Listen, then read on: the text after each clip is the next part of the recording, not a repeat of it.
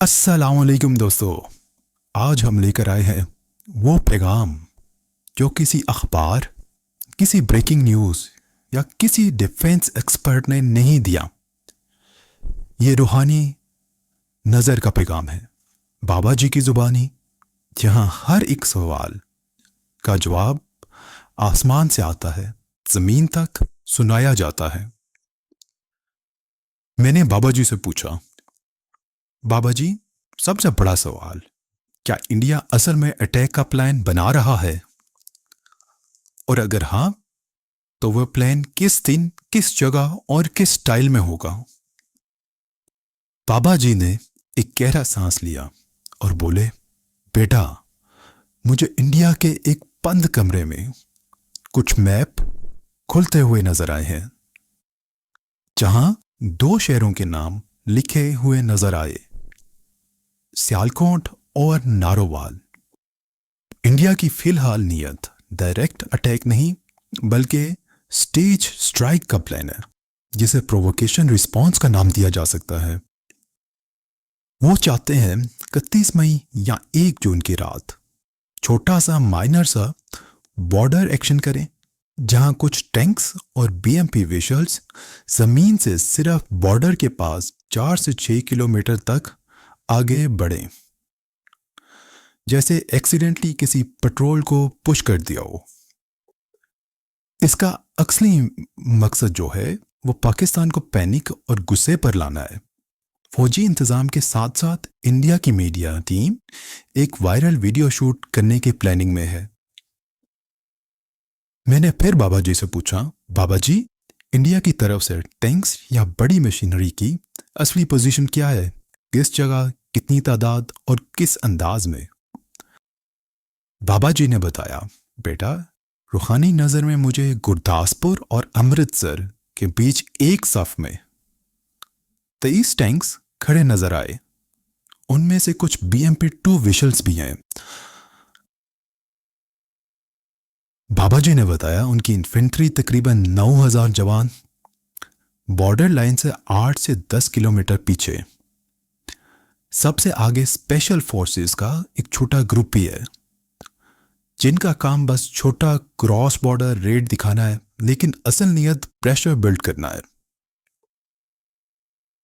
Tanks और machinery के पीछे लॉजिस्टिक्स ट्रक्स खड़े हैं और एक तो मोबाइल एंटी एयर यूनिट्स भी एक्टिव हैं। फिर मैंने अगला सवाल किया, बाबा जी, क्या आपको इंडिया की तरफ से फाइटर जेट्स की मूवमेंट भी रूहानी तौर पर दिख रही है? किस बेस पे, कितनी तादाद में और किस मिशन की तैयारी? बाबा जी ने बताया, बेटा, मुझे पठानकोट एयर बेस पर रात के वक्त 8 जेट्स, जिनमें मिराज 2000, सुखी 30 और कुछ राफेल स्टैंड बाय पोजीशन पर दिखाई दिए। उनका फ्यूल लोडेड है, वेपन्स रेडी हैं, मगर अभी कोई टेक ऑफ ऑर्डर नहीं आया। उनका पहला मिशन, अगर बॉर्डर पर कुछ होता है, तो सिर्फ एयर पेट्रोल और काउंटर एयर अलर्ट है। वो डायरेक्ट लाहौर या सियालकोट की तरफ अभी नहीं उड़ाए जाएंगे, जब तक ग्राउंड पर कोई एस्केलेशन ना हो। मैंने पूछा, बाबा जी, पाकिस्तान की तरफ से क्या जवाब है? क्या पाकिस्तान भी कुछ तैयारी कर रहा है?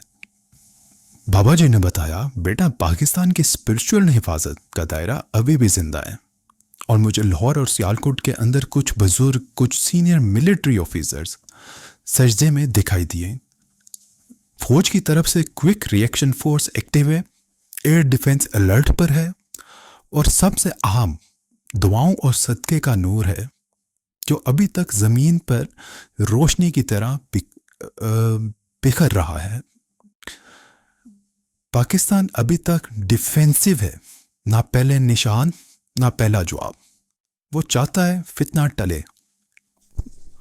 फिर मैंने बाबा जी से सबसे अहम सवाल किया, बाबा जी, असल अटैक कब हो सकता है? क्या जंग वाकई में लिखी जा चुकी है? बाबा जी ने आंखें बंद की और बोले, बेटा, मुझे 7 जून का दिन ब्लिंक करता दिखाई दिया। उस दिन फितने का पहला असल असर दिखाई दिया जा सकता है। मगर याद रखो, ये असर हर हाल में जंग नहीं, वो इंसान की नीयत, अवाम की दुआओं और फितने की वायरल सूरत पर डिपेंड करता है। जिस दिन अवाम सबर, सजदा, इस्तग़फ़ार से दिन गुजारेंगे, अल्लाह जंग को टाल सकता है। जिस दिन लोग वायरल क्लिप्स और अफवाहों पर यकीन करेंगे, उस दिन फितना अपना असर दिखाएगा। बाबा जी ने मजीद बताया, बेटा, इंडिया की असली ताकत हथियार नहीं बल्कि अवाम की सोच पर है। उनका प्लान स्टेज्ड है, टैंक्स, जेट्स और ट्रूप शो ऑफ किया जा रहे हैं, लेकिन असली जंग दिलों में लड़ी जा रही है। अल्लाह चाहता है कि पाकिस्तान की अवाम सब्र, सजदा और सदक़े को बढ़ाएं, क्योंकि असली ताकत और तकदीर अभी भी रूहानी नूर से पलट सकती है। दोस्तों, अगर आप चाहें कि ये नूर बरकरार रहे तो चैनल को सब्सक्राइब करें, इस पैगाम को शेयर करें और कमेंट्स में लिखें, मैं रूहानी सफ़र और हक के साथ हूँ।